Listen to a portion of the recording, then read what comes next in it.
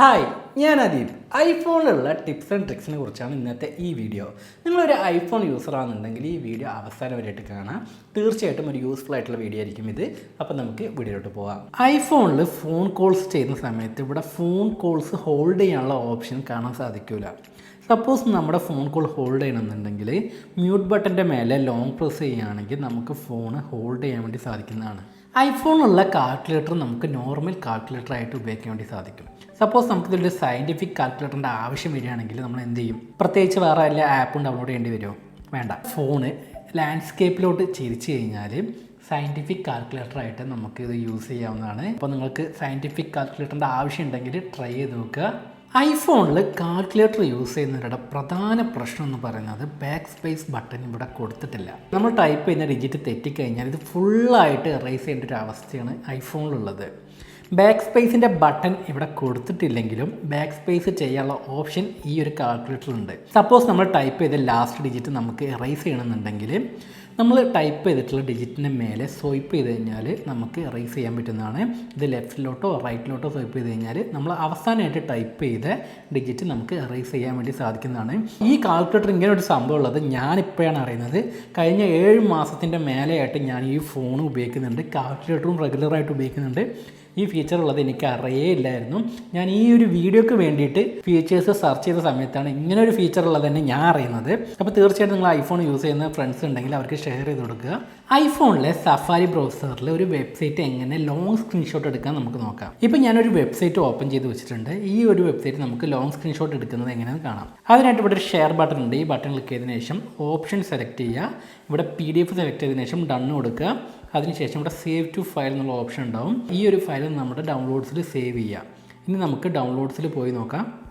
ഇപ്പം നമ്മൾ സേവ് ചെയ്തിട്ടുള്ള ഫയൽ ഒരു PDF രൂപത്തിലോട്ട് മാറിയിട്ടുണ്ട്. ഇപ്പം നമ്മൾ ആ ഒരു വെബ്സൈറ്റ് ടോട്ടലായിട്ട് തന്നെ ഫുൾ സ്ക്രീൻഷോട്ട് എടുത്തിട്ടുണ്ട്. ഏകദേശം 16 പേജാണ് സ്ക്രീൻഷോട്ടായിട്ട് നമ്മൾ എടുത്തിട്ടുള്ളത്. അപ്പോൾ ഇതൊരു കിടിലൻ ഫീച്ചറാണ്. ട്രൈ ചെയ്ത് നോക്കുക. ഐഫോണിൽ നമ്മളൊരു പേജ് സ്ക്രോൾ ചെയ്ത് താഴോട്ട് പോയി കഴിഞ്ഞ് ഇനി തിരിച്ച് നമ്മൾ മേലോട്ട് എത്തണം എന്നുണ്ടെങ്കിൽ തിരിച്ച് അതേപോലെ മേലോട്ട് സ്ക്രോൾ ചെയ്യേണ്ട ആവശ്യമില്ല.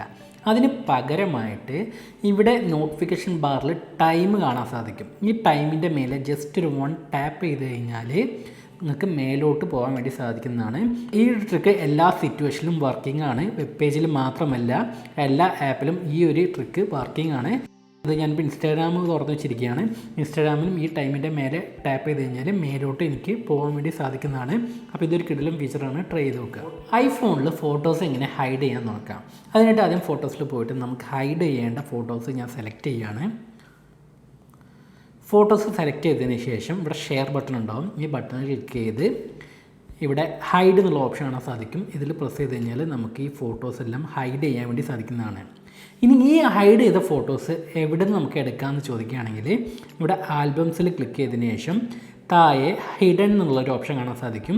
ഇതിൽ ക്ലിക്ക് ചെയ്ത് കഴിഞ്ഞാൽ ഹൈഡ് ചെയ്ത് വെച്ചിരിക്കുന്ന ഫോട്ടോസ് എല്ലാം നമുക്ക് കാണാൻ വേണ്ടി സാധിക്കുന്നതാണ്. നമ്മൾ ആൻഡ്രോയിഡ് ഉള്ള പോലെ അത്ര പ്രൊട്ടക്റ്റഡ് അല്ല ഈ ഹൈഡ് ചെയ്ത ഫോട്ടോസ്. നമ്മൾ ഫ്രണ്ട്സ് ആരെങ്കിലും ആൽബംസ് ക്ലിക്ക് ചെയ്ത് കഴിഞ്ഞാൽ ഈ ഹൈഡ് ചെയ്ത ഫോട്ടോസൊക്കെ കാണാൻ വേണ്ടി സാധിക്കും. ഈ ആൽബംസിൽ നമ്മുടെ ഹൈഡ് ചെയ്ത് വെച്ചുള്ള ഫോട്ടോസ് നമുക്ക് റിമൂവ് ചെയ്യാൻ വേണ്ടി സാധിക്കും. അതിനായിട്ട് ആദ്യം സെറ്റിങ്സിലോട്ട് പോവുക. ഫോട്ടോസ് സെലക്ട് ചെയ്യുക. ഇവിടെ ഹിഡൻ ആൽബം എന്നുള്ളൊരു ഓപ്ഷൻ കാണാൻ സാധിക്കും. ഇത് ഡിസേബിൾ ചെയ്ത് വെക്കുക. ഇത് ഡിസേബിൾ ചെയ്ത് കഴിഞ്ഞാൽ നമ്മുടെ ഫോണിലെ ആൽബത്തിൽ പോയി കഴിഞ്ഞാൽ ഹിഡൻ എന്നുള്ളൊരു ആൽബം നിങ്ങൾക്ക് കാണാൻ വേണ്ടി സാധിക്കില്ല. നിങ്ങൾക്ക് സപ്പോസ് ഹൈഡ് ചെയ്ത് വെച്ച ഫോട്ടോസ് കാണുന്നുണ്ടെങ്കിൽ ഇത് തിരിച്ച് എനേബിൾ ചെയ്തതിന് ശേഷം ആൽബംസിൽ പോയി നോക്കുകയാണെങ്കിൽ നിങ്ങൾക്ക് ഹിഡൻ എന്നുള്ള ആ ഒരു ആൽബം കാണാൻ വേണ്ടി സാധിക്കുന്നതാണ്. അപ്പോൾ ഇതും ഒരു കിടിലൻ ഫീച്ചറാണ്. ട്രൈ ചെയ്ത് നോക്കുക. നമ്മുടെ ഐഫോൺ ലോക്ക് ആയിരിക്കുന്ന സമയത്ത് നമ്മുടെ പെർമിഷൻ ഇല്ലാതെ ആരെങ്കിലും ഫോൺ എടുക്കുകയാണെങ്കിൽ ഈ ഫോണിൻ്റെ പാസ്വേഡ് ഓപ്പൺ ചെയ്യാതെ തന്നെ നമുക്ക് വന്നിട്ടുള്ള നോട്ടിഫിക്കേഷൻസ് അവർക്ക് കാണാൻ വേണ്ടി സാധിക്കും. അതേപോലെ തന്നെ കൺട്രോൾ സെൻറ്ററും അവർക്ക് ആക്സസ് ചെയ്യാൻ വേണ്ടി സാധിക്കുന്നതാണ്. ഇത് നമുക്ക് പ്രൊട്ടക്റ്റ് ചെയ്യാൻ വേണ്ടി സാധിക്കും. അതിനായിട്ട് ആദ്യം സെറ്റിങ്സിലോട്ട് പോവുക. ഫേസ് ID ആൻഡ് പാസ്വേഡ് എന്നുള്ള ഓപ്ഷൻ കാണാൻ സാധിക്കും. അതിൽ കയറിയിട്ട് പാസ്വേഡ് അടിച്ചു കൊടുക്കുക. അതിൽ താഴോട്ട് പോയി കഴിഞ്ഞാൽ അലോ ആക്സസ് വെൻ ലോക്ക്ഡ് എന്നുള്ള ഓപ്ഷൻ കാണാൻ സാധിക്കും. ഇതിൽ നോട്ടിഫിക്കേഷൻ സെൻറ്ററും കൺട്രോൾ സെൻറ്ററും ഡിസേബിൾ ചെയ്ത് വെക്കുക. ഇത് ഡിസേബിൾ ചെയ്ത് കഴിഞ്ഞാൽ നമ്മുടെ ഫോൺ ലോക്ക് ആണെങ്കിൽ വേറൊരാൾക്ക് നമ്മുടെ നോട്ടിഫിക്കേഷൻ ആക്സസ് ചെയ്യാൻ വേണ്ടി സാധിക്കില്ല. അതേപോലെ തന്നെ നമ്മുടെ കൺട്രോൾ സെൻറ്റർ ആക്സസ് ചെയ്യാനും സാധിക്കില്ല. നമ്മൾ ഫേസ് ഐ ഡി കാണിച്ചാൽ മാത്രമേ ഇത് നമുക്ക് ആക്സസ് ചെയ്യാൻ വേണ്ടി സാധിക്കുള്ളൂ. സപ്പോസ് നമ്മുടെ ഫോൺ കളഞ്ഞു പോയി എന്നിരിക്കട്ടെ, ആ ഫോൺ ഫൈൻഡ് ചെയ്യാനായിട്ട് നമുക്ക് നെറ്റ് അത്യാവശ്യമാണ്. നമ്മുടെ ഫോൺ കളഞ്ഞു കിട്ടുന്ന ആൾ നെറ്റ് ഓഫ് ചെയ്ത് കഴിഞ്ഞാൽ നമുക്ക് ഫോൺ ട്രേസ് ചെയ്യാൻ കഴിയില്ല. അപ്പോൾ ഈ ഒരു ഫീച്ചർ നിങ്ങൾ ഐഫോണിൽ തീർച്ചയായിട്ടും എനേബിൾ ചെയ്ത് വെക്കുക. നമ്മുടെ ഐഫോൺസിൽ ഒരുപാട് മെസ്സേജസ് വരും. ആ മെസ്സേജൊക്കെ നമുക്ക് സെലക്ട് ചെയ്ത് ഡിലീറ്റ് ചെയ്യാനും റീഡ് കൊടുക്കാനായിട്ട് നമുക്ക് ഒരുപാട് ബുദ്ധിമുട്ടാണ് സെലക്ട് ചെയ്യാൻ വേണ്ടിയിട്ട്. അതിനായിട്ട് 2 ഫിംഗേഴ്സ് പ്രസ് ചെയ്ത് താഴോട്ട് സ്വൈപ്പ് ചെയ്ത് കഴിഞ്ഞാൽ നമുക്ക് എല്ലാ മെസ്സേജസും സെലക്ട് ചെയ്യാൻ വേണ്ടി സാധിക്കും. ഇനി ഈ മെസ്സേജസൊക്കെ നിങ്ങൾക്ക് ഡിലീറ്റ് ചെയ്യണമെങ്കിൽ ഡിലീറ്റ് ചെയ്യാം. ഇനി റീഡ് കൊടുക്കുന്നുണ്ടെങ്കിൽ റീഡ് കൊടുക്കാവുന്നതാണ്. അപ്പം സെലക്ട് ചെയ്യാനായിട്ട് 2 ഫിംഗേഴ്സ് ഇങ്ങനെ പ്രസ് ചെയ്ത് താഴോട്ട് സ്വൈപ്പ് ചെയ്യുക. അപ്പോൾ ഇതൊരു കിടിലം ഫീച്ചറാണ്, ട്രൈ ചെയ്ത് നോക്കുക. ഐഫോണിലുള്ള ഒരു കിടിലം ട്രിക്കാണ് ടെക്സ്റ്റ് സ്കാൻ ചെയ്യുക എന്നുള്ളത്. അതിനായിട്ട് നോട്ട് പാഡ് ഓപ്പൺ ചെയ്യുക. ഇവിടെ ഒരു ക്യാമറയുടെ ഐക്കൺ കാണാൻ സാധിക്കും. ഇതിൽ പ്രസ് ചെയ്ത് കഴിഞ്ഞാൽ സ്കാൻ ടെക്സ്റ്റ് എന്നുള്ളൊരു ഓപ്ഷൻ കാണാൻ സാധിക്കും. ഇതിൽ സെലക്ട് ചെയ്ത് കഴിഞ്ഞാൽ നമ്മുടെ ക്യാമറ ഓപ്പൺ ആയി വരും. നമുക്ക് സ്കാൻ ചെയ്യേണ്ട ടെക്സ്റ്റിൻ്റെ മേലെ ക്യാമറ കാണിച്ചു കഴിഞ്ഞാൽ ഓട്ടോമാറ്റിക്കായിട്ട് തന്നെ നമുക്ക് അത് നോട്ട് പാഡിൽ തെളിഞ്ഞ് വരുന്നതാണ്. ഇവിടെ ഇൻസേർട്ട് കൊടുത്തു കഴിഞ്ഞാൽ ഇത് നമുക്ക് നോട്ട് പാഡിലോട്ട് ആഡ് ചെയ്യാൻ വേണ്ടി സാധിക്കുന്നതാണ്. അപ്പോൾ ഇതൊരു കിടിലം ഫീച്ചറാണ്, ട്രൈ ചെയ്ത് നോക്കുക. ഐഫോണിൽ എങ്ങനെ അസിസ്റ്റീവ് ടച്ച് എനേബിൾ ചെയ്യാൻ നോക്കാം. അതിനായിട്ട് ആദ്യം സെറ്റിങ്സിലോട്ട് പോവുക, ആക്സസിബിലിറ്റി സെലക്ട് ചെയ്യുക, ടച്ച് സെലക്ട് ചെയ്യുക. ഇവിടെ അസിസ്റ്റീവ് ടച്ച് എന്നുള്ള ഓപ്ഷൻ കാണാൻ സാധിക്കും, ഇത് എനേബിൾ ചെയ്യുക. ഇവിടെ എനേബിൾ ചെയ്ത് കഴിഞ്ഞാൽ ഇവിടെ ഒരു ബോൾ പോലെ നിങ്ങൾക്ക് കാണാൻ സാധിക്കും. ഇതിൽ നിങ്ങൾക്ക് എന്ത് ഓപ്ഷൻ വേണമെങ്കിൽ സെറ്റ് ചെയ്യാവുന്നതാണ്. ഇതിൽ നമുക്ക് ഹോം സെലക്ട് ചെയ്യാം. അതേപോലെ തന്നെ കൺട്രോൾ സെൻറ്റർ നമുക്ക് ഇതിൽ യൂസ് ചെയ്യാൻ വേണ്ടി സാധിക്കും. ഇതേപോലെ നമുക്ക് കസ്റ്റമായിട്ട് ഇതിൽ സെറ്റ് ചെയ്യാവുന്നതാണ്. Single tap, double tap, long press, ഇങ്ങനെ 3 ഓപ്ഷൻസ് പ്രസ് ചെയ്യുമ്പോൾ ഏത് ഫീച്ചറാണ് വേണ്ടതെന്നുള്ളത് നമുക്ക് മാനുവലായിട്ട് തന്നെ സെറ്റ് ചെയ്യാവുന്നതാണ്. ഈ ഒരു ഫീച്ചർ നമുക്ക് വളരെ യൂസ്ഫുൾ ആവുന്നത് നമ്മുടെ ഫോണിൽ മേലെ ടച്ച് വർക്ക് ചെയ്യാതെ വരിക, അല്ലെങ്കിൽ താഴെ ടച്ച് വർക്ക് ചെയ്യാതെ വരിക, അങ്ങനത്തെ സിറ്റുവേഷൻ വരികയാണെന്നുണ്ടെങ്കിൽ ഈ ഒരു അസിസ്റ്റീവ് ടച്ച് എന്നുള്ള ഫീച്ചർ വളരെ യൂസ്ഫുൾ ആയിരിക്കും. അപ്പോൾ ഇതൊന്ന് ട്രൈ ചെയ്ത് നോക്കുക. നമ്മുടെ കയ്യിലുള്ള ഐഫോണ് വേറൊരാൾ എന്തെങ്കിലും ഒരു അത്യാവശ്യത്തിന് വേണ്ടി യൂസ് ചെയ്യാൻ ചോദിക്കുകയാണ്. സപ്പോസ് ഫോൺ കോൾ ചെയ്യാൻ വേണ്ടിയിട്ട് ചോദിക്കുകയാണ്. അപ്പം നമ്മൾ ഫോൺ കൊടുത്തു കഴിഞ്ഞാൽ അയാൾ വേറെ എന്തെങ്കിലും നമ്മുടെ ഫോണിൽ എടുത്ത് നോക്കുക എന്നുള്ളൊരു പേടി നിങ്ങൾക്കുണ്ടെങ്കിൽ നമുക്ക് വേണ്ട ഒരു പേജ് മാത്രമായിട്ട് നമുക്ക് ലോക്ക് ചെയ്ത് അയാൾക്ക് കൊടുക്കാൻ വേണ്ടി സാധിക്കുന്നതാണ്. അങ്ങനെ ലോക്ക് ചെയ്ത് കൊടുക്കുകയാണെങ്കിൽ ആ ഒരു ആപ്പ് അല്ലാണ്ട് വേറെ ഒന്നും തന്നെ അയാൾക്ക് ആക്സസ് ചെയ്യാൻ വേണ്ടി സാധിക്കില്ല. ഈ ഒരു ഫീച്ചറിനെ ഗൈഡഡ് ആക്സസ് എന്നാണ് പറയുന്നത്. ഇത് ഞാനിപ്പോൾ എനേബിൾ ചെയ്ത് വെച്ചിട്ടുണ്ട്. നമുക്കിതൊന്ന് ട്രൈ ചെയ്ത് നോക്കാം. നമ്മുടെ ഐഫോണിലെ പവർ ബട്ടൺ 3 ടൈം പ്രസ് ചെയ്ത് കഴിഞ്ഞാൽ ഗൈഡഡ് ആക്സസ് എനേബിൾ ആവും. ഇനി ഈ ഫോണിൽ ഡയലർ ആപ്പ് അല്ലാണ്ട് വേറെ ഒന്നും തന്നെ ആക്സസ് ചെയ്യാൻ വേണ്ടി സാധിക്കില്ല. ഇനി ഈ ഒരു ഗൈഡഡ് ആക്സസ് എന്നുള്ള ഈ ഒരു ലോക്ക് നമുക്ക് ഡിസേബിൾ ചെയ്യണമെന്നുണ്ടെങ്കിൽ പവർ ബട്ടൻ്റെ മേലെ 3 ടൈം പ്രസ് ചെയ്ത് കഴിഞ്ഞാൽ നമ്മുടെ പാസ്വേഡ് എൻ്റർ ചെയ്യാൻ വേണ്ടി ചോദിക്കും. ആ പാസ്വേഡ് എൻ്റർ ചെയ്താൽ മാത്രമേ നമുക്ക് ഗൈഡഡ് ആക്സസ് നമുക്ക് പുറത്ത് വരാൻ വേണ്ടി സാധിക്കുകയുള്ളൂ.